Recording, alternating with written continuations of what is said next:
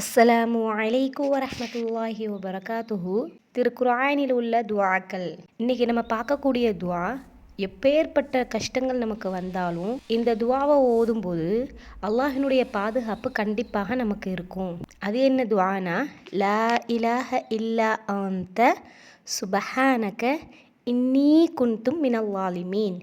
லா இலாஹ இல்லா அன்த சுபஹானக இன்னீ குன்தும் மினல் ஸாலிமீன்.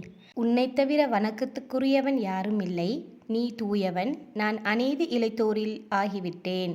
இந்த துஆவை யூனுஸ் நபி அவர்கள் மீன் வயிற்றில் சிக்கி தவித்த போது ஓதிய துஆ. இந்த துஆவை ஓதினதுக்கப்புறம் அல்லாஹ் அவர்களுக்கு பாவ மன்னிப்பும் கொடுத்து அந்த மீன் வயிற்றிலிருந்தும் காப்பாற்றினான்.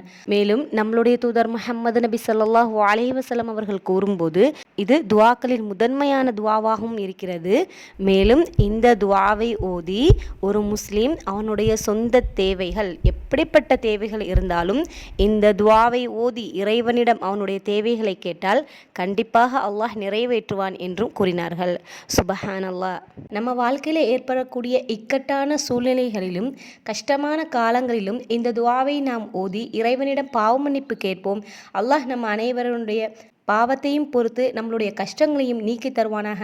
ஆமீன். அஸ்ஸலாமு அலைக்கும் வரஹ்மத்துல்லாஹி வபரகாத்துஹு.